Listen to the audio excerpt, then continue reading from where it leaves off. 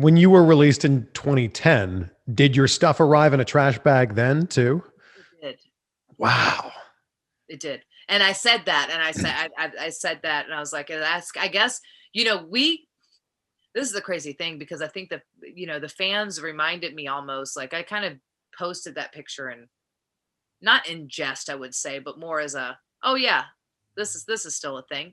This is kind of on You're par. kind of saying like, I'm used to this. This is what I expected. Because we become so desensitized to, because we've put up with so much crap in wrestling, that you forget that, because we live in our own, like, it's a bubble, we live in our own world, and we like all these things that I forgot how that was offensive. I forgot that it was actually, you know what I mean? I was just more like, hey, yeah, this is not cool, but okay, whatever, but I also, and there was more to that than that too, because I also rewinded back to 10 years, the 2010 Mickie James, and where I was mentally in that space. And when that happened, that time, the first time, it was like the stab in the heart to my already open wound. You know what I mean? Like, that was a real, like, low blow, because I genuinely took it then as, they think I'm trash. They're throwing me out with the garbage. Like, after, obviously I hadn't, like,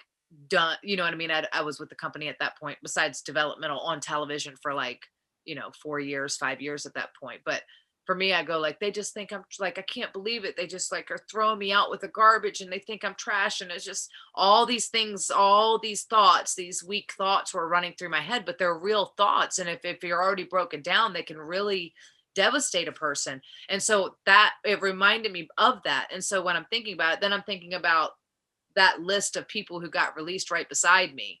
And I'm like, I see my name on the bag, and I'm like, well, that's because that's defining which bag is going in which box, So then I'm thinking about whatever, like, I'm thinking about those girls going, oh my God, they got to be heartbroken over this, but they're never going to say anything. Just like 10 years ago, Mickie would have never said anything, because I would never want to mess up an opportunity for the future, because there's always, an opportunity to do something in the future. There's always an opportunity to do something with a second chance or something, right? Like, Yeah.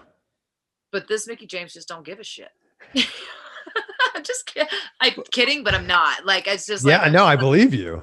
Was there a moment I say though? that in a loving space. I do have nothing but, like, I am super grateful for my career and the ability to have been able, and I could not have done that without WWE.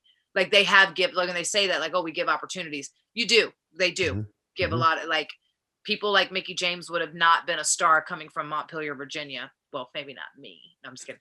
But you know what I mean?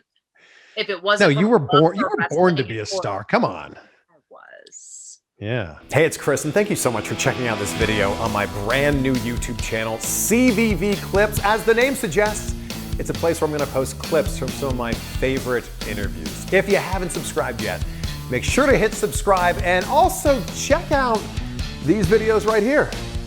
YouTube thinks you might like them.